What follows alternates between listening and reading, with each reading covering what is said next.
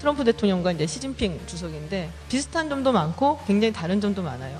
자기가 먼저 막 얘기를 해갖고 그대로 실행되는 걸 좀 아주 탑다운 방식으로 이제 해결을 한 사람이고, 시진핑 주석은 반대입니다.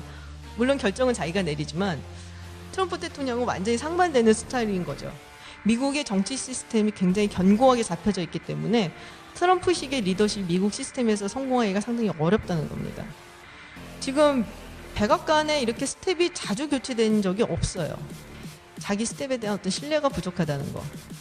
그리고 기본적으로 관료에 대한 불신이 크기 때문에 주변에서 인물들을 리크루트를 하는데 이게 이제 함량이 되는 사람들이 그렇게 많지 않다는 거. 그 문제도 있고, 그 전문가 풀이 없어요. 트럼프 대통령 그 주변에.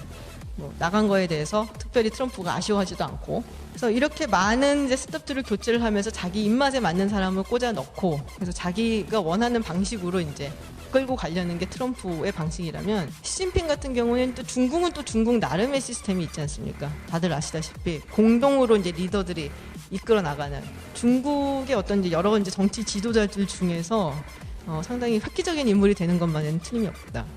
그러면 앞으로 이제 미국하고 중국의 이제 지도자들이 해결해야 될 문제점은 뭐냐? 당연히 이제 트럼프 같은 경우에는 국내 문제가 제일 커요. 외교 정책은 미국의 대통령이 그나마 그래도 자신이 마음대로 할 수 있는 유일한 분야입니다. 국내 정체는 의회한테 발목이 잡혀갖고 제대로 마음대로 할 수 있는 게 거의 없다고 보셔도 돼요. 시진핑 같은 경우에는 뭐 제가 여전히 인기가 많다고 했지만 그래도 불만 세력이 있는 것만은 틀림이 없어요. 그리고 이 불만 세력이 정치권하고 결탁이 된다면은 사실 이게 또 어떻게 될지는 모르는 상황이거든요.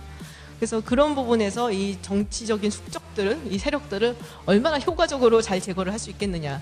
이게 이제 시진핑이 얼마나 자신의 리더십, 뭐 자신의 주석 자리 이런 거를 잘 끌고 갈 수 있겠느냐를 이제 보여주는 거고, 결국에는 중국도 개혁 개방을 했기 때문에 정치력만 갖고는 안 됩니다. 경제로서 뭘 보여줘야 돼요. 그래서 여러 가지 도전 과제가 이렇게 둘한테 남겨져 있고, 그거를 이제 잘 해결하면은 이제 본인들이 앞으로 리더십을 발휘하고 그리고 이제 자신들의 지위를 유지하는데 상당히 도움이 될 거라고 보고요.